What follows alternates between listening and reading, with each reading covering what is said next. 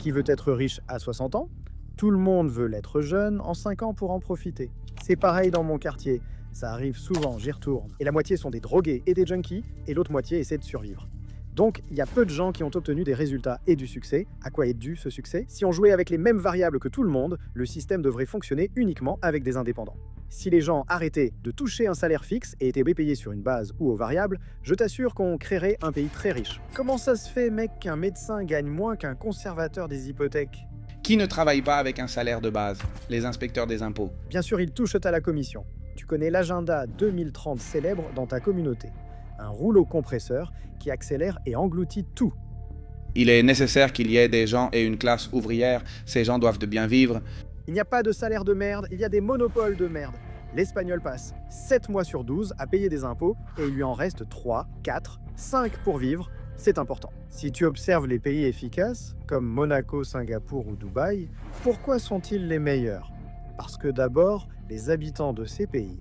Les personnes qui sont socialistes et qui militent. Parce que c'est l'entrepreneur qui doit payer. Celui qu'on est en train d'étouffer, c'est Manuel, le patron du bar, qui est aussi considéré comme un entrepreneur. On est en train d'étouffer Paki, celle qui te fait le pain.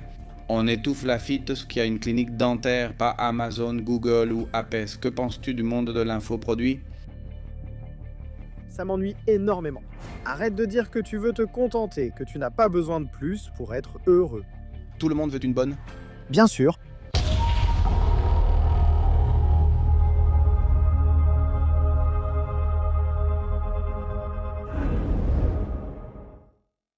Très bien, mesdames et messieurs, et bienvenue dans un nouvel épisode de La Factory. Aujourd'hui, nous avons l'immense plaisir d'accueillir Adrian Glaise, un jeune entrepreneur, un homme d'affaires qui achète des terrains dans de nombreux pays. Il a une histoire extrêmement intéressante. Et si j'étais vous, j'écouterais très attentivement tout ce qu'il a à nous raconter, car nous pouvons apprendre énormément. Bienvenue, Adrian, comment vas-tu? Merci pour l'invitation, très bien. De rien, mille merci à toi. Adrian, raconte-nous, qui es-tu? Comment es-tu arrivé ici à La Factory? Eh bien, nous sommes arrivés ici grâce à un bon ami, tu vois, parce qu'il savait que tu aimais un peu l'ambiance et te démarquer, faire la différence. Et je pense qu'au final, on parle beaucoup de tout sur Internet, c'est toujours la même chose. Des gens qui apprennent aux autres à investir sans savoir investir eux-mêmes, des gens qui t'enseignent la finance sans avoir jamais géré un patrimoine de leur foutue vie. Des gens te conseillant d'investir 100 euros dans un fonds indiciel pour la liberté financière, mais tu meurs à 60 ans. Et moi, j'ai une toute autre philosophie. Qui a envie d'être riche à 60 ans, bordel? Tout le monde veut être riche dans 5 ans. Profite quand tu es jeune, pas quand tu dois prendre 80 pilules. Il faut partager cette idée. Ce message qu'on peut gagner de l'argent, que gagner de l'argent, c'est très facile, très facile. Il suffit simplement d'être au bon endroit et de voir ses opportunités. Gagner de l'argent, c'est très facile. Beaucoup de personnes vont se sentir offensées par cette affirmation. Quels sont les fondements, les arguments que tu as pour affirmer cela? Eh bien, d'abord, mon parcours, c'est-à-dire que je viens du fait de ne pas avoir fait d'études supérieures, d'une famille ordinaire, rien à voir avec un fils à papa, ni rien de ce genre, d'une famille très désorganisée à tous les niveaux et dans tous les domaines. Et aujourd'hui, je peux te dire que c'est possible, c'est-à-dire que j'ai déjà dépassé beaucoup de limites. 300 personnes réparties sur 3 continents, Asie, Afrique et Europe. Je suis la preuve que c'est possible, sans rien d'extraordinaire. Mais ce n'est pas vrai, car la méritocratie n'existe pas, dirait un gauchiste. Haha. Haha. Eh bien, moi, je pense que ces gens-là finissent par s'auto-convaincre pour accepter les conditions dans lesquelles ils vivent. C'est-à-dire, si on met 2 personnes dans le même quartier, dans le Getaf d'il y a 20 ou 30 ans, Toi de là, non? mais mets ton quartier. Mais ton quartier, raconte-moi ton quartier. Je suis né à Barcelone, puis j'ai déménagé à Castelldefels, où il se passe pareil dans mon quartier. J'y retourne souvent. Et la moitié sont des drogués et des junkies, et l'autre moitié essaie de survivre. Donc, il y a peu de gens qui ont réussi et qui ont du succès. À quoi est dû ce succès? Si nous avions les mêmes variables que tout le monde, certains même mieux que moi. Fils à papa, école française, école anglaise, tout à faire. Qu'est-ce qui fait qu'une personne dans les mêmes conditions réussit et une autre non? Si les facteurs sont identiques, pourquoi? Pour moi, tout débute par l'état d'esprit. Comment es-tu prêt à payer ce prix, à t'investir totalement, à travailler sans relâche? Il existe ce que j'appelle un putain de prix à payer, que tout le monde n'accepte pas. Aujourd'hui, j'ai publié une story où je racontais à quel point ma journée était folle. J'ai mis me lever à 6h30, lire la Bible, boxe, sprint, je l'ai sauté. Le petit déjeuner, des réunions, un déjeuner important, encore des réunions, un podcast, puis on a un dîner dont on doit parler.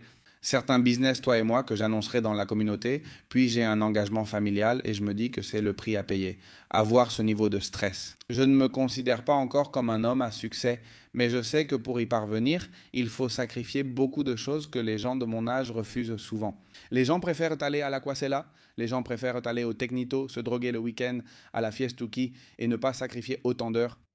Donc ce que tu as dit me paraît très puissant et très important, Adrian. Et maintenant, en entrant davantage dans ton parcours personnel, quand as-tu eu le déclic? Quand cette mentalité a-t-elle commencé à s'emparer de tes actions? La mentalité a débuté quand j'étais enfant de cœur à l'église. Comment? Je te jure, mec, je m'en suis rendu compte sans le savoir. En Espagne, seules deux personnes font foi, le notaire et le prêtre. Non, et alors j'ai dit, je me suis dit, ah mince, ça y est, mon côté business a commencé à ressortir. J'ai toujours parlé avec la dame de la boutique de bonbons, avec celui-ci, avec l'autre. Et à l'église, je montais un petit stand, un carton, pour vendre les choses que j'avais chez moi et obtenir de l'argent pour l'église. Un jour, j'ai eu un déclic. J'ai quitté l'église et décidé de le faire pour moi, pas pour elle. Je commence à tondre les jardins de mes voisins à 2 ans, 10 euros de l'heure. Je commence à gagner un peu d'argent sans payer un centime. Le fisc, pas d'entreprise ni de bêtises d'alors, pas comme ceux qu'on a aujourd'hui. Et à partir de là, tout s'enchaîne. Ensuite, mais je commence à passer de la musique dans des sessions light, dans des discothèques l'après-midi, et ils commencent à monter l'entreprise d'événements. Je prenais du matériel, le relouais et vivais obsédé par l'argent. J'ai toujours aimé en gagner, et même si aujourd'hui je suis à une autre étape, c'était mon but. Donc depuis tout petit, tu avais déjà cette fibre d'entrepreneur, cette fibre de commerçant. Non, oui. Je me disais, ah, soit je meurs en essayant, mais je ne travaillerai jamais pour quelqu'un. C'est impossible. Si à l'école on ne me supportait pas, comment pourrais-je rester un mois sur une chaise de bureau à écouter un patron? On me virait déjà de l'école. Alors, quand as-tu explosé? À quel moment as-tu décidé puisque tu n'es plus en Espagne? Non. Raconte-nous un peu ce parcours. Eh bien, 2020 arrive, le Covid, je vois tout un cirque incroyable. Personnellement, je sais qu'il y a beaucoup de gens qui ont eu du mal, mais je pense que ça a été une orchestration parfaite, où nous avons cessé d'utiliser l'argent liquide, où il faut de plus en plus de contrôle et de sécurité, où les gens passent déjà à Apple Pay, MamiPay, tout Pay pour que tout soit bien contrôlé. Et là, je me dis, mince, je ne veux pas vivre dans une société où demain, on me dira que je peux sortir 10 minutes par jour pour jeter les ordures ou que je dois rester à la maison. Je pars en Andorre, je contacte Marcus Yale, un bon ami, tu le connais? Oui, c'est un très bon ami, il viendra. Il viendra, il doit venir, Marc. Et je dis, je veux partir Andorre. Je regarde tous les pays qui existent, je compare Malte, Dubaï, on en parlera plus tard de Dubaï, ce que j'en pense et tout, des investissements. Et dans tout ça, comme je suis à Barcelone, puis je me dis, je vais aller en Andorre, qui est à 2 heures d'ici, et je déménage en Andorre. À partir de là, le processus commence. Et ce que j'avais compris, c'est que l'Europe part en vrille. Littéralement. L'Occident aussi.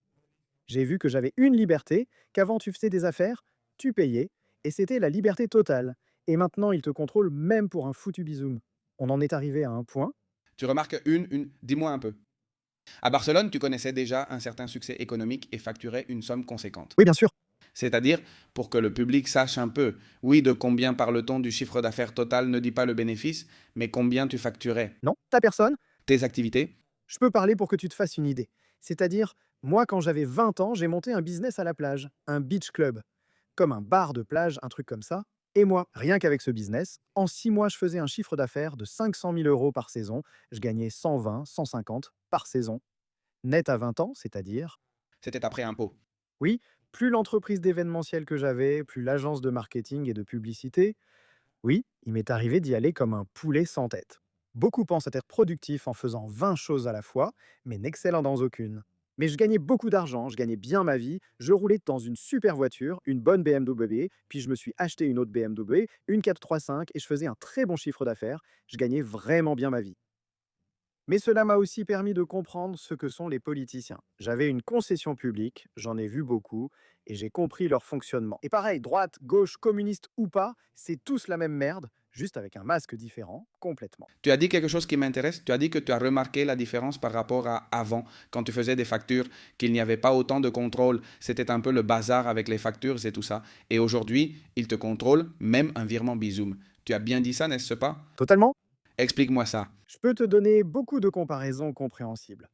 Comment gagnions-nous avant avec les modules et indépendants? Tu payais une redevance où on supposait que tu facturais X et c'est tout, et ton plafond de facturation était énorme. Et comment ça se passait? Une estimation directe où chaque facture doit être contrôlée, chaque entrée et chaque sortie. Les indépendants de la restauration, les taxis, les camionneurs, tout ce qui marche par module, il en reste peu. Les graphistes ont déjà été éliminés, tout le monde dehors. Deuxièmement, tu engageais un gars, un extra, pour travailler un week-end, un samedi, un serveur, peu importe. Il venait, tu lui payais son salaire, ce que vous aviez convenu, 10, 15, 28 de l'heure, et il n'y avait pas de problème. Au noir, évidemment. Évidemment, comme ça c'est toujours fait. Comment tu vas engager quelqu'un au noir? Et la sécu, mec? La santé et la sécurité sociale. Et c'est ça qu'on vend. C'est-à-dire, si tu prends quelqu'un et tu lui fais comprendre que sur cet argent que tu paies, il devrait en aller pour payer ta propre assurance. En Andorre, je paie une mutuelle et j'attends 5 minutes aux urgences. Pourquoi pas en Espagne, alors qu'on paie autant pour la sécurité sociale, parce que le système est saturé et inefficace. En tant que propriétaire de bar, engager un serveur pour un extra comporte un risque, qu'il vienne ou non, comme cela m'est arrivé. Oui, te laisse tomber, tu dois l'enregistrer. Le comptable te facture l'inscription. 20, 30 euros plus ce que tu dois payer aux travailleurs, les gens n'embauchent même pas. Je n'avais pas cette conversation-là avec mon cher producteur que le public connaît déjà. Il s'appelle Bourou et je lui disais littéralement, je ne t'embaucherai jamais, tu seras indépendant toute ta vie. C'est ça la clé, c'est comme ça. Bourou, c'est vrai ou pas? C'est vrai? Oui. Tu viens de le dire, c'est très important et je le partage au public si tu me le permets. Le système devrait fonctionner seulement avec des indépendants. Si les gens recevaient un paiement variable plutôt qu'un salaire fixe, je t'assure qu'on aurait un pays de riches sans hésiter. Très bon point. Et les fonctionnaires aussi, c'est complètement fou. À la productivité? Oui, que les fonctionnaires soient payés en fonction de la productivité. Mec, parce qu'à la fin de la journée, d'accord, tu veux gagner 2500 euros par mois, parfait. Celui qui veut en gagner 6000, qu'il reste 4 ou 3 heures de plus tous les jours, tu veux un travail de 9 à 5, parfait. Celui qui veut arriver à 6 heures et partir à 6 heures, celui-là doit gagner plus que toi. Il l'a fait et c'est tout. Ce que j'adore, Mescal, c'est que nous, alors, moi j'adore l'entretien que Mescal m'a fait, j'adore sortir, merci. Mais c'est de la folie. Oui, mais le pire, c'est que nous sommes mauvais. Maintenant, ils approuvent la loi de réduction du temps de travail. C'est de la folie, mec. Mais bon, les gens applaudissent ça, non? Et ceux qui restent travailler gratuitement, je ne sais pas combien de temps et tout ça, c'est dingue. Comment est-ce possible, mec, qu'un médecin gagne moins qu'un conservateur des hypothèques ou qu'un policier? C'est impensable. Ce n'est pas une question de risque, mais de ce qui compte pour la société. Et un employé administratif du Trésor vaut-il plus qu'un médecin? C'est de la folie. Cela montre clairement les priorités de l'État. Et là, tu sais, qui ne travaillent pas avec un salaire de base de fonctionnaire. Oui, qui ne travaillent pas avec un salaire de base. Les inspecteurs des impôts, Bien sûr, ils travaillent à la commission car les inspecteurs des impôts ont déjà le système que tu proposes pour la société. Tu as ton salaire de base, mais plus tu en attrapes, plus il y a une grosse variable. Ces fils de pute travaillant bien, hein, ils sont très doués pour aller chercher quelqu'un. Alors, regarde, c'est curieux que tous les Rorelio qui se plaignent du modèle que nous proposons. Beaucoup de gens, tu gagnes en fonction de ce que tu produis. Ils l'appliquent dans le ministère qui fonctionne le mieux, du monde entier, du monde entier. du monde entier. Le fisc espagnol est-il le plus efficace? Eh bien, je pense qu'elle est mafieuse, comme le démontre le cabinet d'avocats Amsterdam et compagnie. Je crois que c'est son nom. Je ne sais pas si tu as vu qu'ils sont poursuivis en justice pour leurs pratiques mafieuses. C'est-à-dire, ils profitent du fait que les gens sont prêts à accepter un accord juste pour éviter de risquer 2 ans et demi de prison. Et puis, allez, au final de la journée, ce sont eux. Mais bon, tu finis par payer une somme que tu ne devrais peut-être même pas payer. Et si tu te battais, qu'est-ce qui se passerait? Que tu gagnerais. Sans aucun doute. J'en discutais il y a 3 jours avec des amis entrepreneurs très influents à Minorque, possédant plus de 100 millions de patrimoine. Et tu te demandes, mais c'est inhumain? Comment peut-on te réclamer de l'argent? D'accord? Parce qu'ils supposent que ça s'est passé comme ça et que ça s'est mal passé et ils te le réclament. Et il te gèle le compte. Non, tu dois mettre l'argent. Tu dois mettre l'argent, ils te gèlent ou te bloquent les fonds. Et quand la résolution arrivera, dans 5, 6, 7 ans, ils te paieront ce qu'ils devaient payer. Bien sûr, 1 million d'euros aujourd'hui n'a pas la même valeur que dans 5 ans pour l'entreprise. C'est très dur, hein. Donc c'est une arnaque non armée, sans aucun doute. Bien sûr. Mais bon, on le sait tous, sauf peut-être un Rogelio un peu perdu. Revenons au changement vers Andorre. Tu facturais 120 000, 150 000. Tu faisais des bénéfices de 120 000, 150 000. Avec cette entreprise en particulier, tu avais d'autres sociétés. C'est-à-dire, ta vie allait bien, et malgré ça, tu as décidé de partir. Pourquoi? À cause de la pandémie, comme je te disais, je me suis rendu compte qu'avant, on pouvait se déplacer librement, avoir son argent en banque ou en liquide, et moi, je défends le liquide. S'il vous plaît, vous le voyez avec la Dana, avec le volcan, avec tout ce qui arrive, il faut toujours avoir du liquide. Toujours. Et du liquide. Et un cabron. Je commence à voir comment on t'accapare de plus en plus et on commence à t'étrangler. Alors je me fais un peu le film et je me dis putain, où est-ce qu'on va? Ça va mal. Et il y a un agenda célèbre que tu connais bien, tout comme ta communauté, qui s'appelle 2030. Et c'est un rouleau compresseur, c'est-à-dire ça va de plus en plus vite et ça engloutit de plus en plus. Raconte-moi, du point de vue d'un entrepreneur à succès, la perception que tu as de l'agenda 2030, parce que je l'ai toujours entendu de la part de personnes au profil de critique sociale. Les gens connaissent mon avis, mais je voudrais l'aborder de façon plus économique. Eh bien, c'est très simple. Si tu as une entreprise, par exemple, tu veux faire un podcast, et pour ce podcast, tu as besoin de 15 autorisations qui dépendent de 15 organismes. Tu ne fais plus le podcast, mais si c'est aussi simple que, écoute, je fais le podcast demain, et je le fais chez moi, ou peu importe, ou dans le studio, ici, ton objectif est de créer, de faire grandir, de générer de la richesse. Beaucoup d'entreprises de ferment ou déménagent aujourd'hui. Pourquoi? C'est une asphyxie totale. Comment c'est possible? Regarde, quand j'avais mon restaurant à la plage, mec, tu te rends compte qu'un foutu restaurant sur la plage, où les gens vont au bar de plage en plein sable, on me dise que les serveurs doivent porter des bottes en fer. Tu peux y croire? Qu'ils devaient porter des bottes en fer. En fer, prévention des risques professionnels. Comme ils prennent une canette ou une bouteille d'eau qui pèse plus, je ne sais pas quoi. Des bottes en fer, tu crois qu'on peut mettre quelqu'un là-dedans à 45 degrés avec des bottes en fer? Je ne peux pas croire que ça te soit arrivé à toi. Je te jure. Attends, il y a encore mieux. Tu vas halluciner. Issue de secours, non, c'était ouvert, il n'y avait même pas de porte. Ouvert, littéralement. C'est-à-dire, tiens, pour que les gens comprennent, ouvert, où sont les issues de secours? Ah, il doit y avoir des panneaux. Mon Dieu, madame, si ça brûle, les gens iront à la plage. Que faire? Ce sont des normes et des règles sans aucun sens. Alors, cela ne fait qu'étouffer l'entrepreneur, étouffer l'indépendant. Il n'y a rien d'autre. Donc, il ne favorise pas, il n'aide pas à voir comment tu peux générer de la richesse, comment tu peux faire des choses. Non, au contraire. C'est que moi non plus, je n'orienterai pas le discours uniquement vers la création de richesses. Je ne pense pas que tout le monde soit prêt pour le niveau de stress que cela implique de générer de la richesse. Mais en fait, il n'encourage pas non plus à ce qu'il y ait des travailleurs. Il n'encourage pas non plus à ce qu'il y ait de bons travailleurs. Je suis d'accord sur le fait que dans cette vie, il doit y avoir des travailleurs. Et les travailleurs, les ouvriers, les serveurs, les personnes qui n'ont pas cet objectif de devenir un grand entrepreneur ont tout à fait le droit d'avoir une vie. Ces gens-là aussi sont dans la galère parce qu'on me critique en disant que je ne pense qu'aux entrepreneurs, mais non, mon ami. Je veux que l'ouvrier reçoive 100% de son salaire. Je veux que l'ouvrier puisse s'acheter une maison. Je veux que le serveur puisse vivre de son métier. Je veux qu'il soit nécessaire qu'il y ait des gens et une classe ouvrière. Je suis totalement d'accord. Et ces gens doivent bien vivre. Mais ce n'est pas la faute de l'entrepreneur s'ils ne peuvent pas bien vivre. Je vais te dire deux choses importantes. D'abord, les travailleurs indépendants. En Espagne, ce sont les PME qui soutiennent le pays.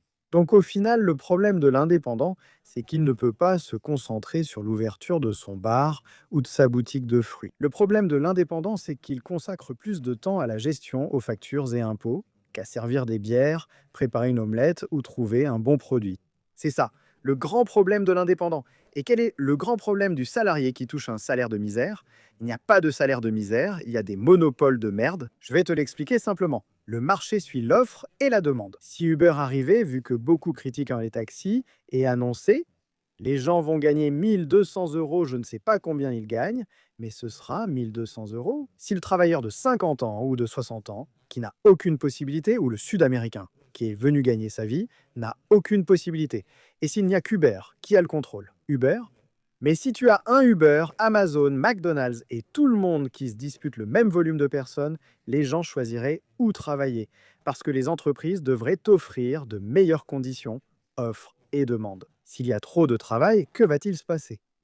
Les rares personnes disponibles pourront-elles choisir où travailler? C'est pour ça que les gens touchent un salaire de misère. Ce n'est pas seulement à cause du système fiscal, c'est parce qu'ils ont déjà très bien organisé l'entrée des grandes entreprises pour asservir la société. Dans l'hôtellerie, où il y a de nombreux bars, c'est l'un des secteurs au plus fort taux de rotation en Espagne. Là-bas, sans monopole, ils ont toujours des salaires de misère. Bien sûr, Bien sûr, parce que là, le coût d'entrée est très élevé. Comment une personne, un petit bar de quartier, peut-il arriver à payer 2 500, 3 000 euros pour un gars, 1 500 euros de convention pour un serveur, plus 700, 800 de sécurité sociale, plus le salaire, la gestion et tout le reste, ça fait 3 000 euros, c'est impossible. Combien doit facturer cette entreprise, ce bar, pour pouvoir payer un gars? 3 000, 9 000. Quelle entreprise facture autant? 30 000 euros dans un café de quartier à 1,50 € le café? C'est inhumain, inhumain. Et ils travaillent quoi? 14, 15, 16 heures pour survivre? Combien de personnes gagnaient de l'argent avant avec un bar? Combien de personnes avaient vraiment de l'argent? Les boulangers? Les gens exhibaient leur richesse, exhibaient leur richesse. Qui gagne de l'argent maintenant? tu penses qu'après le Covid, il y a eu une augmentation de la pauvreté en Espagne? Sans aucun doute. Non, je vais te l'expliquer très simplement, Jay, c'est-à-dire, à la base, ici, on part d'une réalité très forte, et c'est l'économie souterraine. C'est quelque chose contre laquelle le système lutte, mais nous sommes nés dans une civilisation de l'économie souterraine. L'espagnol est habitué au trafic, aux petites affaires, c'est comme ça qu'il s'est formé. Alors, si tu veux briser l'économie souterraine, tu ne dois pas imposer plus d'oppression, plus de contrôle et de soumission. Parce que ça fait tout le contraire. Les gens fuient, qu'est-ce qu'ils font? Maintenant. Je n'ai pas de terminal de paiement, comme le coiffeur chez qui je suis allé hier, il n'y a pas de terminal de paiement. Ce n'est pas un mensonge, fais-moi un virement, paie-moi en espèces. Tout ça est faux, car il n'y a pas de système qui aide. Je me rappelle la première fois en Andorre, la première année quand un ouvrier est venu chez nous. Et bien sûr, venant d'Espagne, j'ai fait le truc habituel. Hé, ça sans facture, comment on fait? Et il me dit, comment ça, sans facture? Non, non, je te fais une facture, tu me fais le virement et c'est tout. Mais ça ne t'intéresse pas plus? Sans TVA? Il ne voulait pas, tu sais pourquoi? Parce que la TVA est à 4,5. C'est l'IGI, qui est la TVA d'Andorre, qui voudrait payer sans facture. Tu voudras payer sans facture quand tu as une TVA à 21%, mais à 4% personnes ne pensent à payer sans facture, vraiment. Mec, À cause du Covid, comme tu me demandais, est-ce que ça a été le changement? Là où les gens disent déjà, mince, je n'ai plus de marge de manœuvre. Et puis l'autre point qu'il faut prendre en compte, c'est que si tu remontes 50 ans en arrière par rapport à ce que tu gagnais dans tes revenus, l'État, la charge fiscale, était entre 10 et 15%. Aujourd'hui, c'est devenu presque 60%. C'est-à-dire, l'Espagnol passe 7 mois sur 12 à payer des impôts et il lui en reste 3, 4, 5 pour vivre, ce qui, en plus, par hasard de la vie. C'est quand arrive septembre, la rentrée de janvier, Noël, Halloween et toutes les fêtes. Pour le peu qu'il te reste déjà, tu le dépenses finalement à Noël. c'est incroyable, hein? Incroyable, le système est terrible. Mec, tout à l'heure, tu as dit quelque chose que je veux que tu m'expliques. Tu as dit que l'Europe n'a pas d'avenir, qu'elle n'a pas d'avenir. Pourquoi parler de l'Europe alors que tu mentionnais l'Espagne? Parce que, tu vois, l'Europe était une grande puissance au niveau mondial. Si tu regardes les graphiques de domination du commerce international, l'Europe, nos industries incluaient l'automobile, avec Mercedes, Audi, Volkswagen, les meilleures marques étaient européennes. L'Europe possédait des produits gastronomiques et des acteurs mondiaux de l'import-export alimentaire.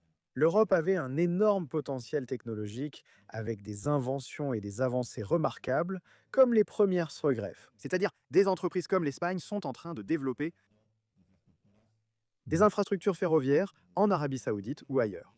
Donc, l'Europe était une grande puissance au moment où ils ont laissé entrer les Chinois et les Asiatiques. Tu ne peux pas rivaliser avec eux, car ils le feront à moindre coût. Si tu compares une voiture, comme cela s'est passé jusqu'à présent, à un moteur thermique, mais que tu te mets à fabriquer une électrique, dans un domaine qu'ils peuvent eux-mêmes maîtriser, ils vont t'écraser parce qu'ils travaillent plus vite et moins cher.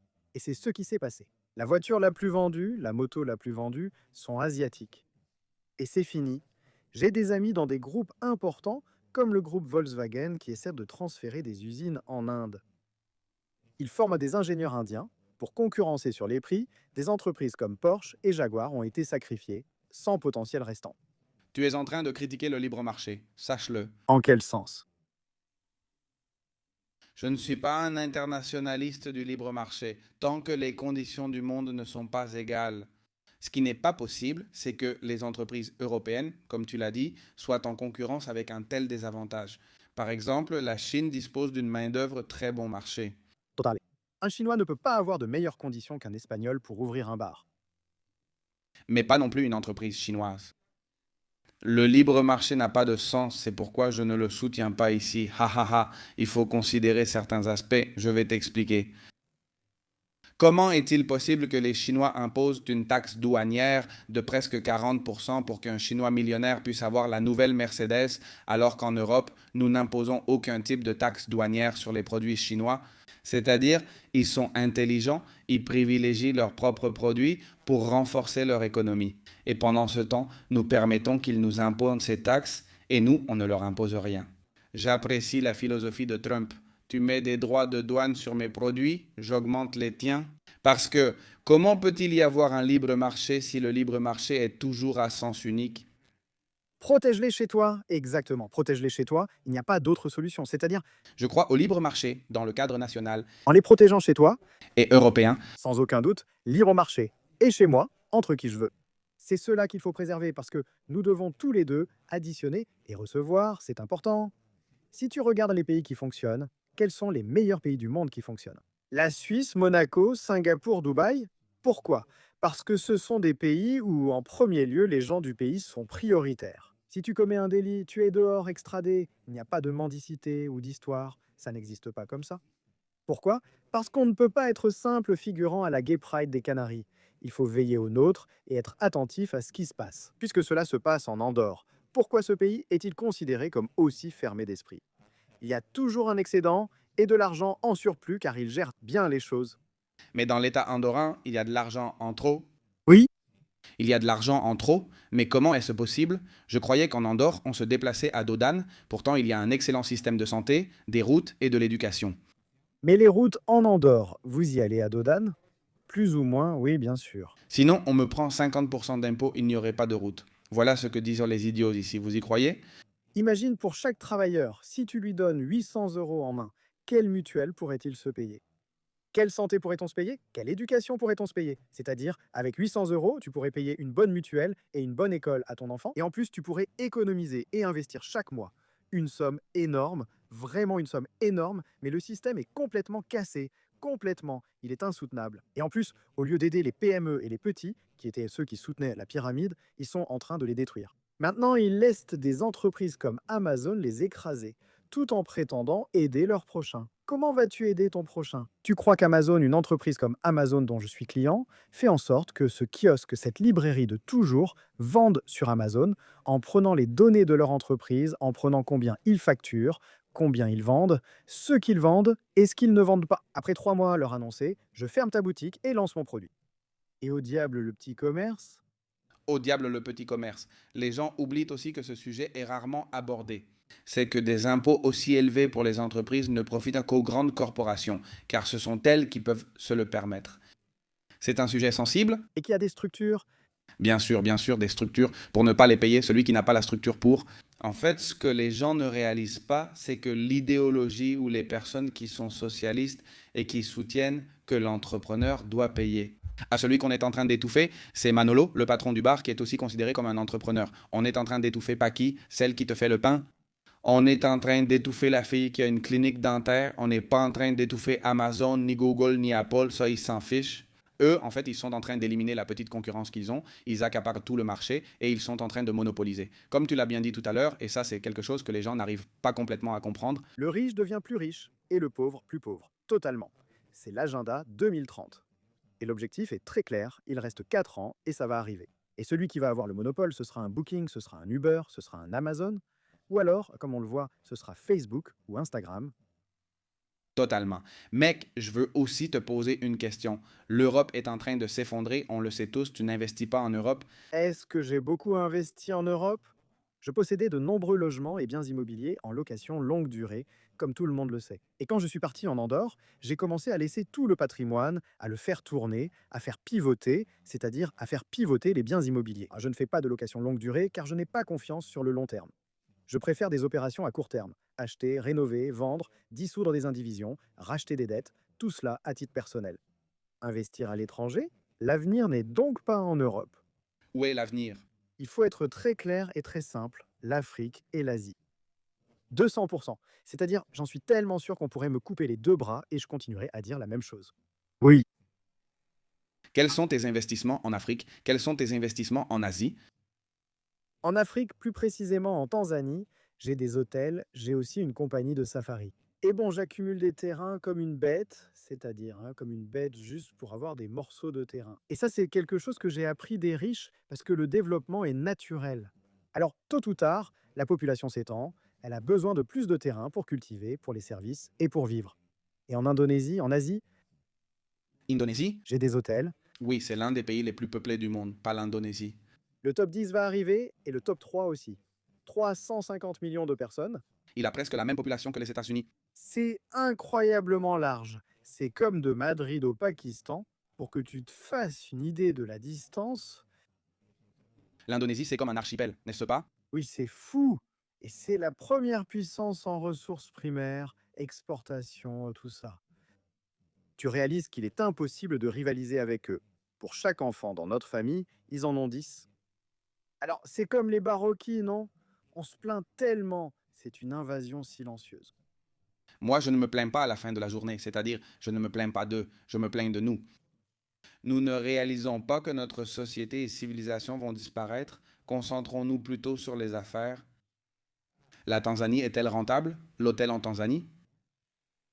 Merde, tu peux faire des chiffres rentables, mais pas ultra rentables. Tu te demandes ce que ça veut dire ultra rentable, c'est-à-dire quand Eh bien, tu me donnes une petite chambre, hein? Je veux y aller un jour, hein? Je veux y aller un jour. il y a de tout, pas de problème. Tu te rends compte qu'un travailleur là-bas coûte seulement 100 ou 150 dollars par mois? Je voudrais te poser une question, excuse-moi de faire une petite parenthèse. L'argument que beaucoup de personnes qui critiquent notre mentalité utilisent, c'est que nous exploitons ces personnes en leur donnant ce salaire. Ils le voient comme ça? Non, pas du tout. Au contraire, eux, ils voient une opportunité, c'est-à-dire, ils voient une opportunité de travailler, de ramener de l'argent chez eux. La culture familiale que nous avons perdue, où les familles, les grands-parents, les enfants et les parents, tout le monde était uni. Maintenant, ce n'est plus le cas, de moins en moins. Eux, là-bas, ils continuent à la préserver. Donc tous ensemble, ils s'entraident dans cette unité familiale et ils contribuent à la famille en cas de maladie, pour l'éducation d'un enfant ou quoi que ce soit d'autre. Et je leur apprends beaucoup, je leur montre comment ça fonctionne. L'éducation financière appliquée à la Tanzanie, j'enseigne avec des poules et des poussins et je leur dis, regarde, si tu arrives le samedi et que tu dépenses ton salaire dans une bière, tu seras toujours forcé de travailler pour moi. Mais si tu utilises ton salaire du samedi pour acheter une poule qui pond des œufs, tu auras de la nourriture et une poule productive. Tu économises une partie de l'argent que tu dépenses pour manger en prenant les œufs de la poule. Exactement. Ils restent fascinés car ils comprennent avec cet exemple. Et je leur dis encore plus, si tu commences à acheter plus de poules et que tu as de plus en plus d'œufs, tu peux vendre les œufs et là tu économises de la nourriture et tu as un actif. Oui, mais jusqu'à ce que tu arrêtes de travailler. Pour moi, Exactement. Et c'est comme ça que je l'explique et pour moi ce serait un objectif qui me rendrait heureux. Qu'ils montent dans leurs propres affaires, qu'ils gagnent bien leur vie, qu'ils soient faits heureux et qu'ils aient de la liberté. alors, ils ne se sentent pas oppressés par le capitaliste blanc exploiteur? Pas du tout. Pas du tout. Nous leur apprenons l'espagnol, nous les aidons à l'école avec les vêtements, avec tout. Oui, il s'agit de leur mère. Alors, pourquoi? Généralement, les gens de gauche considèrent qu'ouvrir des usines en Asie ou en Afrique, où la main-d'œuvre est moins chère, c'est de l'exploitation. Parce qu'ils sont pauvres, c'est pour ça qu'ils ne sont pas riches. S'ils étaient pauvres, ils regarderaient leur propre intérêt. C'est très simple, si tu dois faire venir un peintre pour repeindre ta maison, qu'est-ce que tu vas faire? Tu vas chercher le meilleur prix. Pas seulement le rapport qualité-prix, mais tu compares beaucoup les prix, non? Tu choisis ce peintre parce qu'il te plaît ou pour son prix et la qualité de son travail. Bien sûr, comme eux ne font rien, ils vivent de l'État. Alors c'est très facile de dire ça. C'est vrai, il existe un code moral que certaines entreprises, en Chine comme à Taïwan, ne respectent pas, comme Nike ou Apple. On peut dire qu'il est vrai qu'il y a beaucoup d'usines qui sont surexploitées. Sans aucun doute, sans aucun doute. Et ils profitent des gens à un autre niveau. En fait, aller aussi loin, ça arrive à Dubaï. À Dubaï, il y a des communautés d'Indiens, de personnes d'autres pays comme le Pakistan, et d'autres qui travaillent comme des esclaves pour les riches. Alors, on peut le voir sous différents angles. C'est un sujet très délicat. Toi qui vois un Pakistanais qui va à Dubaï pour travailler comme un esclave, ou un Pakistanais qui quitte le Pakistan pour ne pas gagner 10 dollars par mois et en gagner 100 pour l'avenir de sa vie et de sa famille. Ouais, oui, là on entre dans la question des contextes. L'Européen est très mal habitué ou très bien habitué, je ne vais pas dire mal, à avoir des droits du travail, à avoir un salaire décent, ce qui me paraît très bien évidemment. Mais toi, Tu penses qu'il y a un... salaire décent? Non, C'est de moins en moins le cas, il n'y a pas de salaire décent. de moins en moins. Là-bas, j'ai vu une interview dans laquelle des personnes partageant cette idéologie ont été invitées. Dans ces usines, les personnes qui y travaillaient disaient qu'elles étaient contentes d'y travailler, parce que sinon, leur sort aurait été encore pire. Nous devons comprendre, nous devons. Moi j'aime bien, mais je déteste ce mot, pardon. Eurocentriste, c'est comme non, parce que tout est vu à travers ce prisme, mais eux aussi sont extrêmement eurocentristes quand il s'agit de juger les conditions dans lesquelles vivent d'autres personnes à travers le monde. Parce qu'à la fin de la journée, le pire jour d'une personne ici est peut-être le meilleur jour d'une personne ordinaire. En Indonésie ou dans d'autres pays, Ça s'appelle la liberté. C'est ce que je prône. Je ne suis ni de droite ni de gauche, je suis pour la liberté. Fais ce que tu veux, tant que tu n'embêtes personne. Ma deuxième philosophie, fais ce que tu aimerais recevoir, c'est ainsi que je vis sans déranger personne. quels sont tes investissements en Asie? Là-bas, je possède des hôtels et réalise des promotions immobilières pour investisseurs.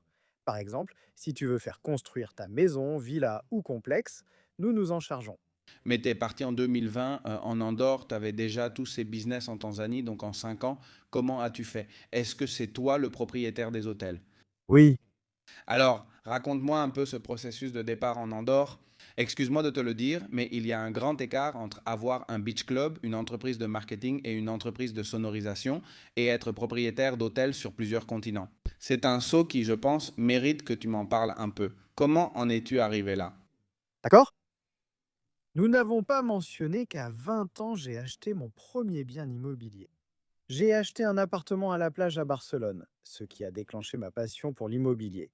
J'ai acheté mon premier bien immobilier et commencé à toucher des commissions en faisant de l'intermédiation, comme je l'avais fait avec mon propre appartement, mais cette fois pour d'autres. Il y a des amis qui me demandent: Mec, tu peux louer mon appartement pour moi parce que je n'y comprends absolument rien? Oui, bien sûr. Et ce que je faisais, c'était de prendre exactement le même modèle de contrat, je changeais les informations. Et c'est tout. Pour ça, je facturais 250 euros. Je m'en souviens comme aujourd'hui, pour t'avoir fait le contrat et trouvé un locataire. Ça a évolué. Alors après, je te facturais un mois. Ça a évolué. Si tu avais besoin de faire des travaux, je te donnais le contact de ceux que je connaissais. Et ça a, Tu évoluais dans tout. Évidemment, évidemment, c'est la meilleure affaire du siècle. Et bientôt, Ro, allez rendre au 18, 19, 20, 21 et possiblement jusqu'à 30. Et je commence à acheter et vendre des logements, tu me vends mon appartement ou ma maison, et j'entre sur ce marché en faisant des opérations immobilières. C'est l'une de mes entreprises, mon activité. Avec l'équipe, nous cherchons des opportunités pour les investisseurs, peu importe qu'il s'agisse d'un family office ou d'un fonds, en Espagne ou à l'international. Donc là, je commence de plus en plus, de plus en plus. Et donc, en quelques années, nous faisons bouger 121 millions d'euros par an en opérations de chiffre d'affaires, en concluant en moyenne 2 ou 3 opérations par semaine. Et à ce moment-là, quand je pars en Andorre, évidemment, il y a certaines limitations, je dois faire pivoter mon patrimoine. C'était un sujet très intéressant. Il faut bien structurer la capacité à faire des affaires, d'où la présence de l'avocat et du fiscaliste, mais pas pour tout articuler.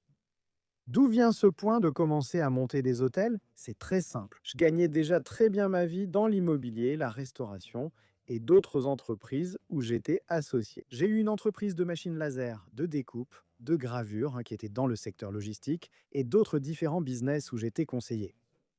Et à ce moment-là, avec le Covid, ça m'a vraiment frappé et je me suis rendu compte que la seule chose que les gens voulaient, c'était voyager.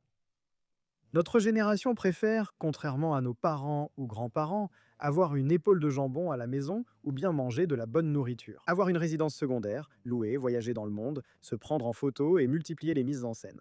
Ça fait tilt dans ma tête, je me dis que je dois entrer dans le tourisme, évidemment pas en Espagne, alors je commence à analyser en Espagne. Non, si l'Espagne est un paradis touristique, Tu le vois quand un type comme Coelboni, ou peu importe ici, Ayuso à Madrid, ou l'État, il te dit que dans 2 ou 3 ans, Servia en Villa ne sera plus en Espagne, ça va à l'encontre du marché, c'est de la folie, je comprends. Comme si résoudre le logement signifiait s'opposer au tourisme. mais qui en profitera? Les chaînes hôtelières, quand ça dit comme Marriott, NH, qui augmenteront les prix.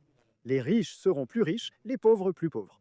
Mais bon, pour revenir à ça, du coup, ça m'ouvre une parenthèse pour parler du tourisme. Je pars au Mexique, j'y reste 1 mois et demi, un pays super beau, des gens super sympas, le Mexique.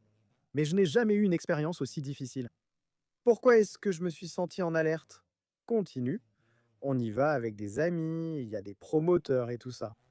Attends, toute la journée tu descends de la voiture avec des gardes du corps, des gardes à la porte, avec des gens armés de mitraillettes, c'est inhumain. On a passé 2 soi-disant contrôles de sécurité, juste 2 gars en gilet pour les enlèvements. Putain, ça me laisse une mauvaise impression et ça me fait mal, car oui, le Mexique c'est top. Mec, mais malheureusement, oui, mec, est petit. Parenthèse, j'espère qu'ils régleront leurs problèmes avec la délinquance et le narco parce que malheureusement, c'est un sujet très délicat. Oui, Parmi les pays les plus riches en ressources, c'est le pays hispanophone le plus puissant.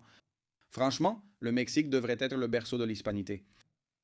Le Mexique a été la capitale de l'Empire espagnol, la ville de Mexico. Et aujourd'hui encore, c'est un nid de francs-maçons et de narcotrafiquants. Mais bon, on ne va pas parler de ça. Continuons.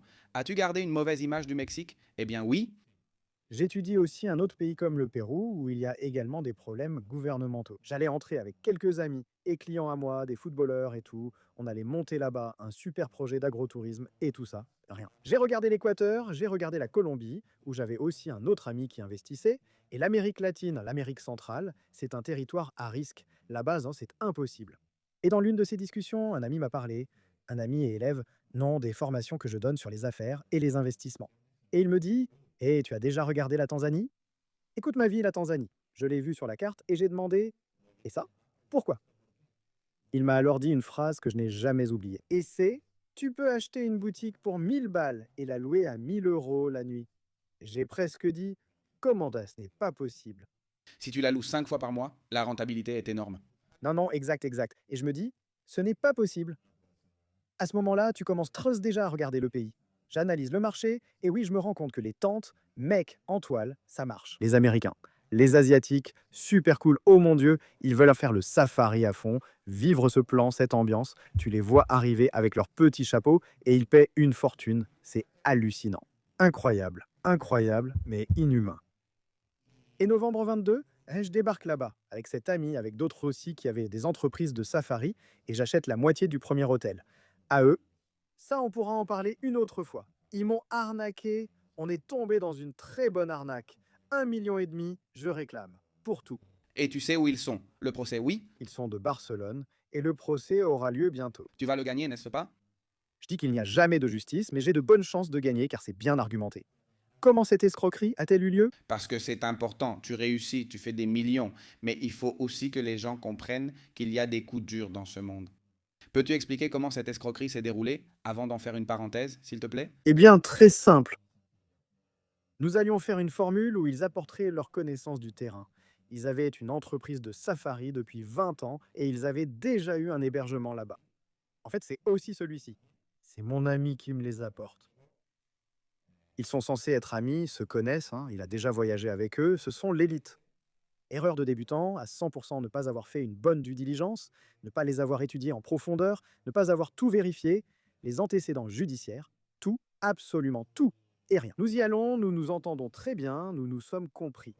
Et j'achète la moitié de ce premier hôtel à eux, 50% qui est loué à un groupe, à un gestionnaire.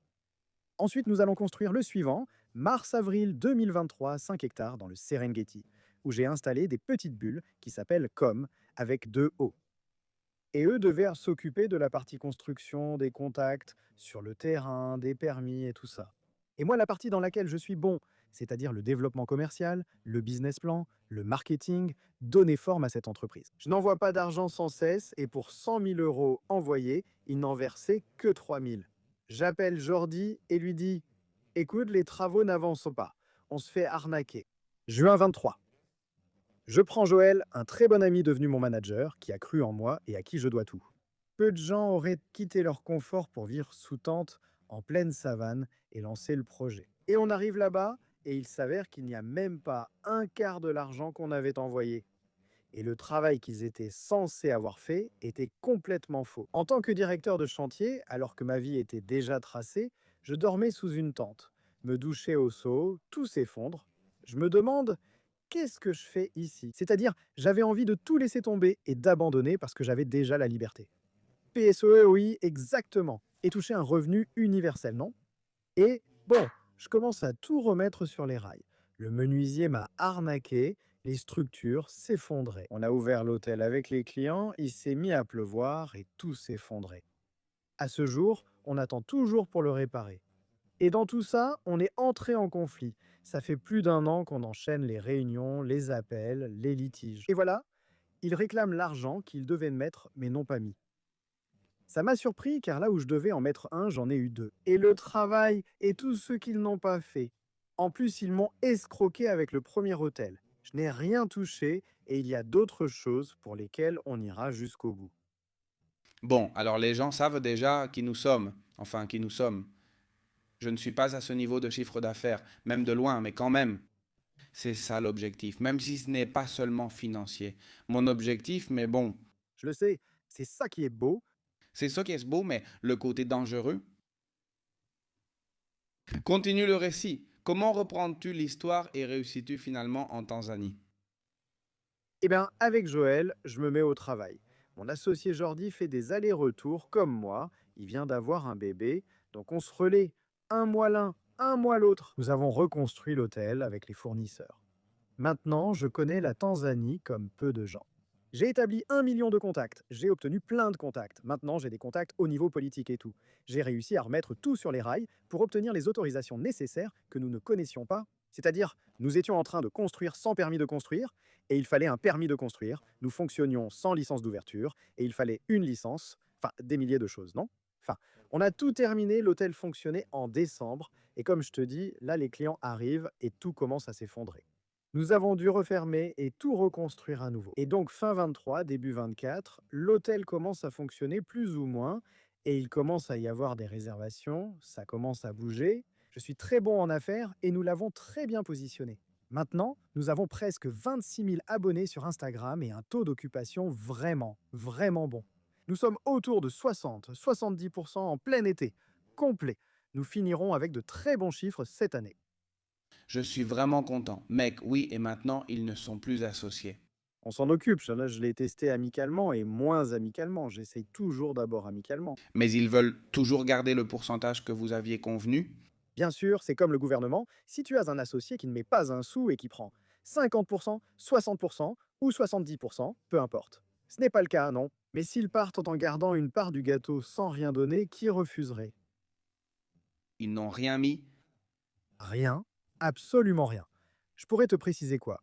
Mais pour te donner une idée, sur un investissement d'1,5 million, ils ont peut-être mis 30 000 dollars. Putain, imagines? Et côté travail, rien. Tu as essayé de leur racheter leur part ou pas? On a essayé des milliers de négociations, mais il n'y a pas eu moyen. Et ça arrive souvent à beaucoup de gens et maintenant, on commence à apprendre. Mais ils savent qu'ils t'ont mis dans cette galère, non? Ils te l'ont reconnu? Quelle est leur vision? S'ils venaient au podcast, comment expliqueraient-ils cette divergence? Leur vision, c'est qu'ils nous ont ouvert la Tanzanie, donc ils méritent tout, alors qu'en réalité, ils ne nous ont rien ouvert. C'est-à-dire, ils nous ont aidés à localiser un terrain et l'hôtel que j'ai acheté. Leur 50% a été payé, en argent, donc il n'y a rien eu de plus. Donc tu me dis, je viens à Madrid, je te présente un contact, et tout ce que tu fais à Madrid et Medellín, j'en prends 50%. Je vais te dire, hé Jota, je suis idiot, je peux te donner un petit geste, pas un cadeau. Mais non, il m'est arrivé ça avec quelqu'un, avec un malin mec. Oui, il m'est arrivé un truc assez curieux. On est allé à Marbella, au Bernacchi, celui de Franco Tenaglia. Il m'a présenté à deux personnes, des hommes d'affaires hébergés chez lui. Aujourd'hui, l'un est mon associé. Et eux, ils allaient m'acheter une partie de mon image, de mes programmes, tout ça, pour une somme d'argent afin que je puisse me capitaliser. Cette personne est arrivée, il nous a présenté sans intention d'affaires. On allait à un événement sportif et on s'est retrouvés là car ils étaient chez lui. Il m'a invité ou pas. C'est le genre de réunion où je dis, je vais te présenter ces personnes. Si tu fais affaire avec ça, j'aimerais que tu me gardes une part, un pourcentage, une commission, car c'est un environnement d'affaires, un événement. Je t'offre l'entrée, tu comprends? J'ai facilité ça et je le précise d'avance. Et il est venu me demander une part de ce qu'il m'offrait pour garder 15% de mon image, de moi, de mon podcast, de ma communauté, de tout ce qu'il voulait, un 5%. Et je lui ai dit, mais attends, comment ça se passe? Comment c'est possible? Qu'est-ce qui t'a donné cette idée? J'ai compris. 2 idiots permettent à un malin de survivre. Eh d'accord, mais c'est ainsi. Hein? Tu veux dire, mon cousin? J'en ai un peu de jus de soleil, un petit voyou comme tout le monde. Et quand j'avais 14, 15 ans que j'ai commencé à sortir en boîte, il me l'a dit. Il m'a dit, souviens-toi de ça. Aujourd'hui, c'est sa plus grande leçon dont je me rappelle. Pas beaucoup d'autres, non, mais celle-ci, oui. Pour 2 idiots, un malin, à toi de choisir ton camp. Et ça arrive dans la société et partout dans le monde, non? Donc, il y a des gens, pardon, qui essaient de profiter des autres, donc il faut faire attention, attention. Il s'est beaucoup trompé, je ne suis pas l'idiot. Il faisait le malin. Je ne lui ai pas envoyé d'audio. Écoute, mais tu es débile et finalement ça ne s'est pas fait. Je garde toujours mes pourcentages et ça n'a pas eu lieu pour plusieurs raisons. C'était pour aller en Andorre, tu sais. Je voulais avoir une capitalisation pour payer 1 an de loyer d'avance pour l'appartement, plus les 50 000 euros qu'il demande en ce moment pour pouvoir entrer. Et au final, ça ne s'est pas fait parce qu'il a dit non, moi je ne vais pas encore en Andorre. Je pense que j'ai encore besoin de grandir un peu ici. Je vais perdre un peu le focus, etc. Et j'ai besoin d'être ici pour mes affaires. Je dois encore rester ici une année entière de plus. Je ne pense pas qu'en 2026, bientôt 2026, je ne pourrai plus rester ici. Mais finalement, ça ne s'est pas fait. J'ai décidé de ne pas le faire et on me proposait de l'argent. Pas non plus une fortune, mais on me proposait un peu d'argent. Et ce salaud ne voulait que 5% seulement. Parce que c'est comme si je te présentais maintenant à mon producteur, au fameux bourreau, et que toi tu l'engages. Je lui dis, écoute frérot, pour toutes tes affaires avec Adri, que tu enregistres ses reels ou fasses un podcast, je veux 5% de ce qu'il te paie. Pourquoi? Pourquoi? Parce que c'est comme ça, tu vois où est le problème? C'est fou. Oui, mais je pense que ces gens-là n'iront pas loin. Mec, à la fin de la journée, il faut savoir préserver son cercle. Socialement, tu ne dois pas te sacrifier pour obtenir plus que ce qui t'est dû avec certains. Parce que c'est bien d'avoir une mentalité de négociateur, mais tu dois savoir quand encaisser, combien encaisser, quand il est pertinent de dire hé, je veux toucher une commission pour ça, et quand il faut dire non frère, c'est bon. C'était un culot absolu. Mec, je veux parler d'un truc maintenant. Asia, où as-tu des hôtels en Asie? Tu m'as tout raconté sur la Tanzanie. Comment as-tu acquis les hôtels en Asie? Je crois qu'on a tous déjà ressenti ce momentum. Bali, Bali, Bali, Bali, Bali. Tu as des hôtels à Bali? Non, pas à Bali, à Lombok, qui était l'île à côté et qui est le nouveau Bali. D'accord. Et maintenant, si tu veux, je t'explique pourquoi non. C'est vrai, enfin, ce n'est pas moi qui le dis, ce sont les chiffres. Ce sont les chiffres. C'est-à-dire, pour que tu te fasses une idée, Bali explose, devient super viral, super Instagrammable, tu vois, et ça arrive au point où c'est faux. Je le dis à la plupart des gens, Bali, pour moi, ce n'est pas l'endroit où être tranquille. La quantité de bruit, de stress, de circulation qu'il y a, c'est inhumain, vraiment inhumain. Le Bali d'il y a 3, 4, 5 ans, plutôt 4, 5. Bon, je ne te parle même pas d'il y a 10 ans, mais maintenant, mec, ils sont tous dans une piscine, collés les uns aux autres, et il faut leur demander s'ils peuvent te faire une place. Les gens s'écartent, ils prennent la photo et ils reviennent tout de suite se coller à toi dans la piscine et tout ça. Non, mais c'est dégoûtant. Mec, moi j'y vais pas. Tu hallucines? Je vais me battre à coups de poing là-bas. En étudiant l'Indonésie où je voulais aller, car je sais que c'est un potentiel énorme, eh bien, un ami que j'ai dans la communauté, un élève, me dit qu'il a un terrain là-bas à Lombok. Et j'ai mon meilleur ami dans le sud de l'île, qui, eh bien, ça fait longtemps qu'il me prend la tête. Cet ami élève propose un terrain pour construire des villas sans savoir comment concrétiser le projet. Et un jour, je l'appelle et je lui dis, écoute, ce terrain que tu as, je vais t'aider à monter l'affaire. Je souhaite ouvrir un nouvel emplacement, proposer un produit à mes investisseurs et pour la première fois, investir à l'étranger, ce que je n'avais jamais fait. Et donc, on va mélanger tout ça? parlant avec qui tu dois en parler. Si ça colle avec l'autre associé, alors on voit comment on met ça en place. On commence les discussions, les pactes d'associés, qui va faire quoi, etc. Et là, je commence à développer tout le business. Donc, j'ai monté un complexe qui a 30 ans, 25 villas, où certaines villas appartiennent à des investisseurs, leurs propres villas, et d'autres à nous, fonctionnant comme un hôtel avec des spas, inspiré des trois éléments de la nature. Lombok Souls est incroyable. Cherchez-le. Je commence là-bas avec l'équipe, mon architecte, tous, à concevoir et donner forme, et maintenant, ça fonctionne très bien. On a ouvert en mai, premier trimestre, équilibre. Une entreprise qui démarre ce trimestre, équilibre aussi au deuxième. Tu te rends compte? C'est dur, hein? C'est-à-dire, Ça a duré, positivement parlant, les investisseurs étaient stupéfaits au début. atteindre le seuil de rentabilité. Ah d'accord, on a ouvert puis fermé en juin en atteignant le seuil de rentabilité. Pour ceux qui l'ignorent, le seuil de rentabilité correspond au moment où tu récupères ton investissement et où tout gain devient du bénéfice. Point mort, on a atteint le point mort. C'est-à-dire l'hôtel s'autofinance déjà, en dépenses, en fonction de ce que nous encaissons. Et le trimestre suivant, nous avons fermé avec une réservation complète jusqu'en octobre, en ce moment, c'est-à-dire presque. Où il est complet en ce moment? Complet jusqu'en octobre. Presque. Oui, Wika, septembre a un peu baissé, mais cet été, on a explosé, c'est-à-dire complètement. Plus de 8 sur Booking, presque 5 sur Google, c'est énorme. On a tout explosé et on donne déjà de la rentabilité aux investisseurs alors qu'on vient d'ouvrir. Je n'ai jamais vu ça dans aucun autre business de ma vie. Oui, que les investisseurs puissent déjà commencer à se partager un peu d'argent, c'est vraiment incroyable. Imagine le sujet de la levée de fonds. Comment convaincre quelqu'un de miser sur toi sans résultat? Eh bien, tu vois, je me base sur les trois valeurs de ma vie qui sont la loyauté, la parole et la confiance. Comme je te le disais en philosophie, fais ce que tu voudrais qu'on te fasse. Si tu me dis, Glaise, je veux investir avec toi en Indonésie. Pourquoi investir? Ton ami a déjà investi, ça t'a inspiré confiance. À Lombok, 50 000 personnes investissent, pas seulement moi. Pourquoi choisirais-tu d'investir avec moi? On a des amis en commun, non? Je n'ai jamais eu de bureau ouvert au public. Seuls les investisseurs ou clients venus par bouche à oreille y ont eu accès. Donc, cela a fait qu'il y a maintenant une grande masse de personnes et une surdemande pour investir avec moi dans des opérations. C'est-à-dire, on reçoit en moyenne, hein, juste pour te donner une idée, à Lombok, environ 4 ou 5 demandes par jour, pour investir là-bas. Et on ne peut pas toutes les satisfaire. Tu filtres? Avec qui veux-tu t'associer? Bon, au final, soyons clairs, les projets sont ceux qui existent et les terrains sont ceux qui existent. Et c'est ceux que nous avons. Donc, le produit est celui qui existe. Tu filtres les priorités, hein, normalement par ordre. Mais si tu es mon ami ou famille, c'est évident. Dire, par exemple, quand tu ouvres un projet et que tu as 10 demandes d'investissement, tu priorises par proximité ou bien non ou par ordre d'arrivée? C'est que nous n'avons même pas vendu les projets quand j'étais avec Spicy Fortuna, avec Marc Urgel et compagnie, tu vois, qui a une villa là-bas, comme investisseur non plus, nous ne l'avons pas vendu. Chez Spicy, tout était déjà vendu. On a ajouté 5 lots car les 30 étaient repartis, vendus avec 4 amis via 4 messages WhatsApp. Et je vais ouvrir un hôtel, si tu veux co-investir avec moi, ça va fonctionner comme ça. C'était notre premier projet et en 3 mois, tout était vendu pour 2 millions de dollars.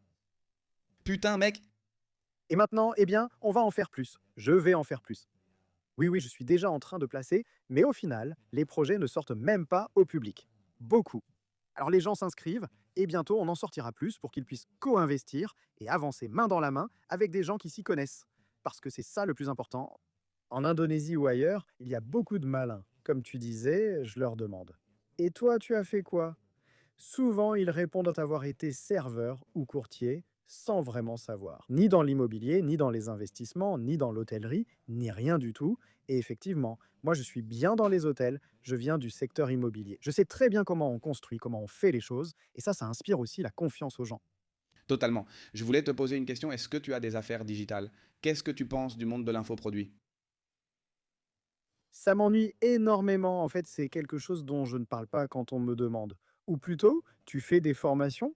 Oui, mais ce n'est pas quelque chose que j'aime, parce que je pense que 99% c'est une arnaque. Les gens vendant des cours sans avoir les résultats qu'ils prétendent. Je te l'avais dit. On t'apprend à gagner de l'argent par ceux qui n'en ont jamais eu, à investir par ceux qui n'ont jamais investi. et à gérer ton patrimoine par ceux qui n'en ont pas. Mais c'est ça le problème. J'estime que c'est le cas pour 99% des gens. Et ce qui m'énerve, c'est celui qui te vend un cours pour gagner de l'argent, en vendant des cours pour gagner de l'argent. Non, la phoque et la mentalité. Arolados, en masse, moi, Arolados, personnellement, je le trouve malin, il a bien compris. Il a compris le truc. Mais les élèves, je ne sais pas s'ils se rendent compte du niveau de retard qu'ils montrent à la caméra. Ensuite, il y a par exemple Rax. Ce sont des gens avec des résultats, des gens avec de l'expérience, qui ouvrent une académie d'intelligence artificielle, qui organisent même des remises de diplômes, et ensuite beaucoup de gens qui en sont sortis. Ils saisissent des opportunités car on enseigne la monétisation dès le début. Alors, les gens associent immédiatement tout ce qui est un infoproduit en Espagne à celui-là est en train de m'arnaquer. Et ça m'énerve énormément. L'autre jour, une personne, juste parce qu'elle avait une communauté payante à 15 dollars par mois, nous avons fait une porte ouverte avec un prix réduit pour attirer les gens. J'ai proposé 7 jours gratuits, puis de rester s'il voulait. Un homme m'a dit, je croyais que tu étais différent. Écoute-moi mec, ma tête, Adri, c'était genre, tu crois que je suis ton esclave? C'est-à-dire, j'ai une infrastructure en place, je prends le temps de rassembler de la bibliographie, de la lire, Ou comme si tu ne le fais pas. des études. Non, ce n'est pas essentiel. Le pire, c'est que tu vois ce que j'ai mis en place, mec, et tu te dis que ça vaut bien plus que 9 ou 15 euros par mois. Tu ne dois pas laisser ça t'affecter. Non, non, mais ça me fait vraiment chier, mec, que les gens associent la vente à on veut me voler, alors que ces mêmes personnes s'abonnent à Netflix, à Amazon, pour regarder des programmes de merde qui ne leur apportent rien ou qu'ils ne regardent même pas. Et je ne veux pas de followers, je veux que ce soit très clair. Je ne veux pas de followers qui n'acceptent pas que j'ai besoin de grandir et de vendre. Je te vends une boisson si tu la veux, je ne t'oblige pas à regarder l'émission en payant si tu veux. Tu pourrais le faire? Je pourrais. Ce serait légitime, mais je ne le fais pas. J'offre des heures de contenu gratuit, 2 émissions gratuites et beaucoup de ressources pour les gens. Celui qui veut seulement ça, il l'a. Celui qui veut quelque chose de plus personnel, quelque chose de plus structuré, quelque chose d'autre. J'ai une communauté payante, mec, et les gens restent, les gens ne partent pas, les gens ne s'en vont pas. 5% de départ de la communauté, c'est un taux très faible pour un abonnement. Les gens ne partent pas, mais il y a des abonnés qui me disent « Je pensais que tu étais différent ». Les gens, mec, sont très égoïstes et pensent que ceux qui créent du contenu ou font de la critique sociale n'ont pas le droit de faire du business. Tant que tu n'arnaques pas les gens, mec, mais t'es fou ou quoi? Je sais pas si tu comprends la mentalité, mais c'est comme si j'étais ton esclave. Je suis là pour te donner un accès totalement gratuit. Et moi, je vis de l'air. Moi, j'ai pas une subvention de débile comme toi, peut-être du PSOE, frère. Littéralement. Moi, tu vois, je dis toujours que dans la vie, soit tu achètes, soit tu vends. C'est la seule chose que tu peux faire. Soit tu achètes, soit tu vends. Si tu loues un appartement, tu payes de l'argent et quelqu'un te le vend, il fait le business. Si tu ne vends rien et achètes juste de la nourriture ou autre, quelqu'un fait du business avec toi. Quand tu comprends ça, tu changes les règles, cherches à vendre plus qu'acheter, et ta vie évolue car tu crées du business, de l'argent et de la liberté. Il faut comprendre que nous achetons tous, sans aucun doute. Je vends aussi mon temps en ce moment. Non, oui, j'achète ce temps, d'une certaine manière, et c'est très important à comprendre. Oui, mec, mais ça m'énerve car ce sont des gens sans le virus socialiste. En Espagne, il y a un virus appelé l'envie, dont on parle peu. Et le virus de la mentalité selon laquelle toute personne qui aspire à gagner de l'argent est déjà mauvaise, n'est déjà plus digne de confiance. Je ne te fais plus confiance, Jota. Je pensais que tu étais différent. C'est de la folie. Ça m'arrive souvent, je m'en rends compte avec la voiture, avec ma voiture, j'ai une bonne voiture. C'est laquelle? Ha ha ha. Je ne sais pas si je dois le dire. Une Aston Martin, édition spéciale F1. Et quand je descends en Espagne, putain, les gens me regardent comme si j'étais un dieu, et les enfants et les autres personnes. Et parfois, je me sens même mal de me dire à quel moment avons-nous idolâtré tout ça. Tout le monde n'a pas besoin d'une super voiture, pourquoi rouler avec une vieille bagnole de 20 ans où il faut monter la vitre à la main? Ce qu'on devrait avoir, c'est un pays riche, où les gens roulent en supercar, prennent des jets privés, et où il y a de l'abondance et du luxe. Ce serait l'idéal. À Andorre, personne n'est surpris par les supercars. Tu es juste un de plus. Elle passe, il y a beaucoup d'argent. Franchement, j'adore la mentalité d'Andorre parce qu'à la fin de la journée, c'est une mentalité où si quelqu'un a plus que toi, ce que tu veux, c'est apprendre et dire, écoute, mec, comment tu as fait ça? Tu vois, vraiment.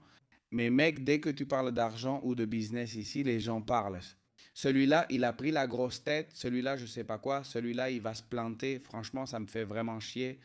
Mec, en Espagne, c'est pas normal. Il y a une phrase qu'on dit, tu vois un mec avec une super voiture en Espagne et la première chose à laquelle tu penses, c'est soit fils à papa, soit trafiquant de drogue. Il n'y a pas de juste milieu. Il a eu de la chance, non? La phrase il a eu de la chance, bah c'est sûr que c'est un connard. Oui, pourquoi? Pourquoi tu n'aspirerais pas, toi, à avoir la super voiture? Ce n'est pas mon aspiration dans la vie, ni d'avoir le plus grand manoir du monde. J'ai des aspirations plus métaphysiques, envie de changer les choses. Mais laisse-moi te dire un truc, mec. Je considère vraiment que chercher la richesse est moral. Ne soyons pas hypocrites. Si je le dis au public, qui n'aime pas bien vivre? Un massage quotidien, rouler en belle voiture, voyager? Tu sais où je suis, un sacré épicurien? Ou en mangeant, bien sûr? Là-bas, mon garçon. Nous n'avons pas de priorité. Moi, j'aime l'huître, la crevette rouge, et qui n'aime pas ça? Il aime le riz et le poulet. Je lui dis en face que c'est un menteur. Et attention au riz et au poulet. Un bon riz. Et attention au riz et au poulet. C'est important, non? Regarde que bourrou te tue. Un bourrou. Tu préfères le filet ou tu ne préfères pas le filet? Oui. Oui, tout le monde le veut. Celui qui prétend le contraire ment. Arrête de dire que tu veux te contenter, que tu n'as pas besoin de plus pour être heureux, que c'est déjà suffisant. Tout le monde veut une belle vie? Mec, bien sûr, alors batte-toi pour ça. Moi, à ma communauté, je dis enlève le nom et remplace-le par le comment. Exactement. Change le nom par le comment et Remplace le j'aimerais par le je vais. ce serait génial. Oui. Programmation neurolinguistique, mec. Et à la fin de la journée, je crois que j'ai réussi mon projet de podcast. Parce que je n'ai pas douté une seule seconde que ça allait bien se passer. C'est bien. Et j'ai programmé mon cerveau pour ça. Pas d'option pour l'échec. J'ai choisi ce chemin et ça va marcher coûte que coûte. Et ça a marché, mec. Et aujourd'hui, je m'entoure de personnes, mec, comme toi, je m'entoure de personnes comme Carlos, comme Victor, comme Albis, comme... Enfin, il y a beaucoup de gens, mec, qui m'aident à grandir. Et je me suis rendu compte, mec, qu'à la fin de la journée, les personnes dont tu t'entoures influencent énormément la destination à laquelle tu vas arriver. Sans aucun doute, l'endroit correct, avec les bonnes personnes, est totalement. Mec, parce que maintenant, toi et moi, on va aller dîner. Qu'est-ce qui me dit que peut-être il n'en sortira pas des choses intéressantes? Qu'est-ce qui me dit que dans le live que tu vas faire dans la communauté, il n'y ait pas quelqu'un dans la communauté? Que C'est-à-dire, je vais montrer des trucs, des dissipateurs. il va donner une masterclass dans la communauté, messieurs. Ce ne sera pas, évidemment, ça c'est inclus, ce n'est pas en supplément, on ne paie rien de plus. Il vient donner un cours dans la communauté. Et sachez que dans la communauté, tous les contacts que j'ai, toutes les personnes influentes, je fais 2 directs par mois. Ils donnent des cours, des infos et des directs pour que vous puissiez leur poser des questions comme moi avec lui ici. En ce moment, vous pouvez le faire et vous pouvez apprendre de personnes qui sont là où vous aimeriez être. Ils vont halluciner. Non, ils hallucinent déjà. Je t'ai dit que je ne comprenais pas pourquoi les gens ne s'impliquaient pas dans la communauté et j'ai compris qu'il fallait parler finances et croissance économique. Au final, c'est ce qui compte pour les gens et on l'intègre. Les gens sont contents et je veux continuer à développer la communauté car la valeur qu'on y apporte est dérisoire. C'est la partie qui me manque. Ensuite, il y a ma boisson. Je ne parle pas du chiffre d'affaires du test trade parce que pour moi, cet argent n'existe pas. Tu comprends? Est-ce que je vis de ça? Je veux une entreprise stable et qui prend de la valeur. Si 10 000 euros entrent, je veux les investir pour la développer en sponsorisant cet événement ou d'autres. Et je ne sais pas si, quand cette émission sortira, on aura déjà annoncé ce qu'on prépare avec la boisson. Mais on va organiser une soirée super, hyper, méga top, un mélange de professionnels et tout ça. Et à la fin, des professionnels avec des influenceurs très puissants d'Espagne. Et à la fin de la journée, je l'ai dit à l'un des influenceurs qui vient à la soirée, qui cartonne aussi en ce moment. Il gagne bien sa vie. Un gars super bien, super honnête. Il a plein d'investissements. Et il m'envoie un message vocal et il me dit « Jota, je sais que tu es super occupé, mec. Je ne veux pas t'embêter, mais on doit parler de ça et de ça. » Et je lui dis « Oui, frère, je suis super débordé et super stressé. Mais c'est la vie qu'on a choisie. » Et il m'a dit « Frère, j'ai adoré cette phrase. C'est la vie qu'on a choisie et les résultats sont là. » Si quelqu'un veut sa Aston Martin, moi je ne l'ai pas. Ce n'est pas non plus que j'aspire à avoir une Aston Martin. Je veux aspirer à pouvoir l'avoir. Exactement. C'est ça la liberté. Choisir ce que tu veux faire, où aller. Pour moi, l'argent m'emmène là, mais les choses matérielles, c'est de la merde. Le problème, c'est que les gens ne comprennent pas ça. Tu dois avoir la liberté de choisir avec qui, mec, et quoi. Totalement, Adri, mec, totalement. Et à la fin de la journée, tu dois t'entourer, mec, de personnes qui veulent la même chose que toi, qui ont tes valeurs, qui ont tes principes. Si tu continues à fréquenter des gens qui, au final, te disent que tu es idiot et que tu n'y arriveras pas, qui parlent dans ton dos, regarde celui-là, il pense gagner de l'argent avec une boutique en ligne ou suivre des cours d'intelligence artificielle. On va sûrement l'arnaquer. Regarde celui-là qui part en Andorre, comme Jaime Serrano de Rax, dont les amis parlaient derrière son dos. Celui-là, Victor va l'arnaquer, hein? Victor et Carlos vont l'arnaquer, non? Regardez-le maintenant, messieurs, qui ne risque rien à rien, et tu gagnes en proportion de ce que tu risques et de ce que tu es prêt à sacrifier. Et la première chose que tu sacrifies pour obtenir certains résultats, c'est ton temps. Pour revenir au sujet des affaires numériques. Adri, mec, à la fin de la journée, comment apprendrais-tu aux gens à distinguer le bon grain de l'ivraie? Écoute, choisis simplement des gens qui ont des résultats. Séparer le bon grain de l'ivraie? Oui, je me suis trompé. Je ne dis pas de te faire des illusions, allez, au final c'est ça l'objectif, ne te fais pas d'illusions. Choisis des gens avec des résultats, mais ne choisis pas celui qui roule en voiture, ne choisis pas celui qui, je ne sais pas, celui qui montre une vie luxueuse avec une Rolex. Tout ça c'est faux. Choisis des gens, si tu veux que quelqu'un t'aide avec ton patrimoine, choisis une personne qui a déjà vu 1000 patrimoines. Tu veux une personne qui, pour construire des hôtels, choisis quelqu'un qui l'a déjà fait. Moi, je suis dans le monde en ligne depuis 2020 pour montrer comment je fais des affaires et des investissements. J'ai déjà eu environ 5000 élèves, beaucoup de monde, mais je prends de petits groupes car c'est là que je peux être présent. Ce n'est pas courant en ligne. Tu le sais, il y a un visage visible, mais les cours sont donnés par quelqu'un d'autre. Non, mais bon. Où vais-je quand j'entre dans le monde en ligne? Tu peux me croire ou ne pas me croire. Tu peux aller dans mes hôtels et entreprises partout dans le monde et demander. Ça m'appartient. Payer, gérer avec les avis, évaluation et ma position sur Booking, tout m'appartient. Et personne ne peut me l'enlever. Mes résultats sont là. Dès lors, c'est moi qui te connecte, ou pas, tu aimes ou non, peu importe. Mais maintenant, les résultats sont là, que les gens montrent les leurs. Je pense que le principal secret pour acheter un infoproduit à quelqu'un, c'est qu'il te montre n'importe quelle activité pour générer de l'argent en ligne. Cet infoproduit, son business, ce qu'il te vend, ça doit représenter 5% de son chiffre d'affaires. Ça doit être extrêmement rentable parce que là, il sait vraiment de quoi il parle. S'il gagne plus en te vendant l'information qui lui a permis de gagner de l'argent, s'il gagne plus avec ça qu'avec ce qu'il te vend, Je vais te donner une comparaison pour que les gens comprennent. Je vais donner des chiffres que je ne devrais pas concernant mon entreprise. On fera environ un demi-million par an. J'ai à peu près 12 entreprises d'accord. Pour l'entreprise de formation, un demi-million. Juste pour l'entreprise de Safari. Nous terminerons l'année avec 1 million d'euros, soit 100 000 à 150 000 par mois, uniquement grâce à l'entreprise de Safari. Cela montre l'importance que j'accorde à la formation. Concernant l'argent que je gagne, non. Je me concentre sur mes affaires et investissements. Le reste, je le fais. Pourquoi créer une communauté, générer du trafic, construire une audience et partager ce que je sais, comme maintenant où je commence à être plus visible? et en plus, tu vends, mec, parce que tu peux vendre dans tes hôtels. Mec, en ce moment, ton hôtel, on n'en avait pas parlé, mais je vais l'épingler en bas sur l'Instagram de ton hôtel. On le mettra en description pour que les gens le voient. J'irai en Tanzanie, tu es invité. Il me reste à découvrir l'Asie et l'Afrique. Je n'ai pas encore été sur le continent africain. Tes invités, on fixe une date. On fixe une date, on y va ensemble si tu veux, il y a un jour de vacances. L'oncle d'Adriane, c'était un immense plaisir de t'avoir ici. J'ai aussi adoré cette conversation, vraiment, on apprend énormément aussi. Et messieurs, sachez que celui qui rejoint la communauté a accès à Adrien. Nous aborderons plusieurs sujets pour que vous bénéficiez d'un traitement préférentiel, ainsi que l'opportunité exclusive d'accéder gratuitement à une masterclass avec lui. Pour ceux qui veulent s'abonner, le lien est épinglé juste en dessous. Je ne veux pas dans ma communauté ceux qui se plaignent d'un service digital, ni qu'ils me suivent, car je ne suis pas un esclave. Désolé, je le dis, car cela m'est arrivé aujourd'hui. Exactement. Ça t'a parlé, ça t'a parlé? Ça m'énerve que les gens ne reconnaissent pas l'effort que je fais pour créer un écosystème qui nous profite à tous. Cet engagement mérite d'être récompensé. À ceux qui m'ont dit cela, je demande, tu es de gauche? Ils répondent, non. Pourtant, on dirait bien. Tu dois passer, regarde, pour voir la valeur de la communauté.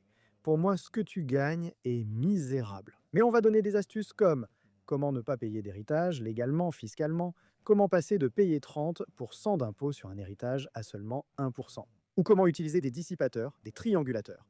Comment protéger ton patrimoine? Ce sont des choses qui valent énormément, énormément, énormément d'argent. Je te l'assure. Je le sais, mais messieurs, on ne peut pas. Mon père m'a appris une grande phrase, je ne sais pas si elle vient de lui, mais c'est lui qui me l'a dite. La loi du succès n'existe pas, mais celle de l'échec, oui, et c'est d'essayer de contenter tout le monde. Quelle belle phrase, vraiment.